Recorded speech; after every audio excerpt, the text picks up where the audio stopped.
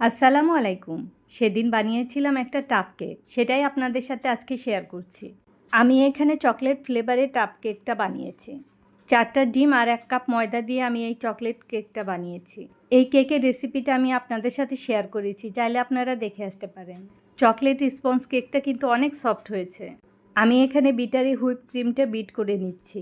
Whip ক্রিমটা bit করা হয়ে গেলে আমি এর মধ্যে কিছুটা গলানো চকলেট দিব। চকলেট দিয়ে খানিকক্ষণ বিট করে নিব।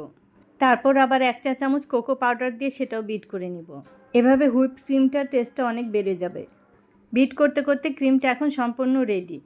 এখন জাস্ট বক্সে এগুলো সেট করব। এই চকলেট স্পঞ্জ কেকটা আমি এখন পিস করে কেটে নিচ্ছি। আমি একটা 4 কোনা বড় বক্সে এগুলো সেট করব, তাই এভাবে পিসগুলো কেটে নিচ্ছি। এই চকলেট কেকের পিসগুলো এখন এই বক্সটার মধ্যে বিছিয়ে দিব। কেকের পিসগুলো এভাবে আমি এক লাইন করে বিছিয়ে দিব। কেকের পিসগুলোতে সুগার সিরাপ না দিয়ে আমি এখানে লিকুইড দুধ দিচ্ছি। এখন এর উপর আমি ক্রিমের লেয়ারগুলো দিয়ে দিব। ক্রিমগুলো কেকের উপর এভাবে রেখে একটা স্প্যাচুলা দিয়ে ক্রিমগুলো ছড়িয়ে দিব। ক্রিমের লেয়ারটা চারদিক থেকে সমান করে বিছিয়ে দিলাম।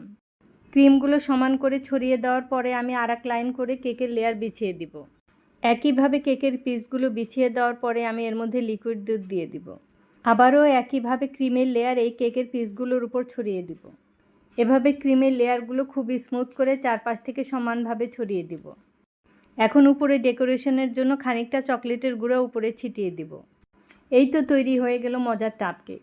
এই টাপ কেকগুলো বানিয়ে খুব ইজিলি কারো বাসায় নিয়ে যেতে পারবেন। আশা করি সবাই ভালো থাকবেন। আল্লাহ হাফেজ।